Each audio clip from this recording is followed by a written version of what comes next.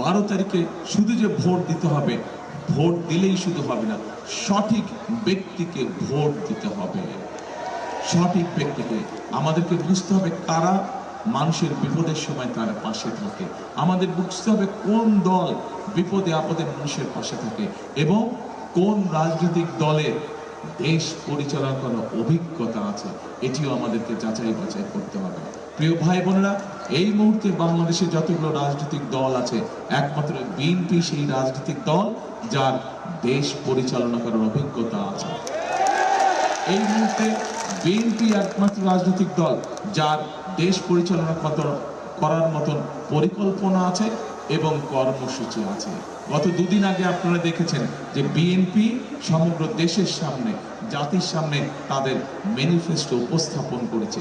সেখানে আমরা বলেছি যে আমরা ইনশাল্লাহ 12 তারিখে নির্বাচনে ধানের শীষ বিজয়ী হলে 13 তারিখে বিএনপি সরকার গঠন করলে আমরা কিভাবে আমাদের জনসংখ্যার যে অর্ধেক নারী, সেই নারীদেরকে আমরা স্বাবলম্বী করে গড়ে তুলতে চাই গ্রামগঞ্জে সব জায়গায়।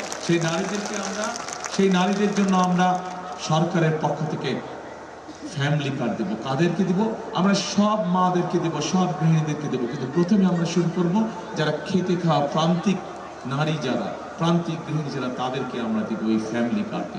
এবং এই ফ্যামিলি কার্ড দেওয়ার মাধ্যমে আমরা সরকারের পক্ষ থেকে তাদেরকে, মায়েদের কাছে, গৃহিণীদের কাছে আমরা একটি মিনিমাম একটি সাহায্য পৌঁছাবো, সহযোগিতা পৌঁছাবো, যাতে করে আস্তে আস্তে আমাদের এই মায়েরা, আমাদের এই পরিবারগুলো স্বাবলম্বী হয়ে গড়ে উঠতে পারে।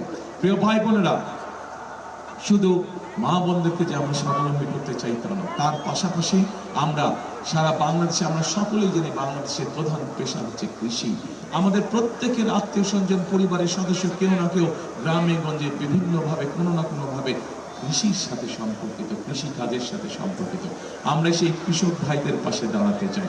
কৃষক ভাইদেরকে আমরা সরাসরি ডাইরেক্টলি আমরা তাদেরকে বিভিন্ন সুবিধা দিতে চাই সরকারের পক্ষ থেকে। তাদের বীজের সুবিধা বলেন, সারের সুবিধা বলেন, কীটনাশকের সুবিধা বলেন। এবং এই জন্য আমরা সরকারের পক্ষ থেকে মায়েদের কাছে যেরকম আমরা ফ্যামিলি কার্ড পৌঁছাতে চাই, ঠিক একইভাবে কৃষক ভাইদের কাছে আমরা কৃষি কার্ড পৌঁছে দিতে চাই।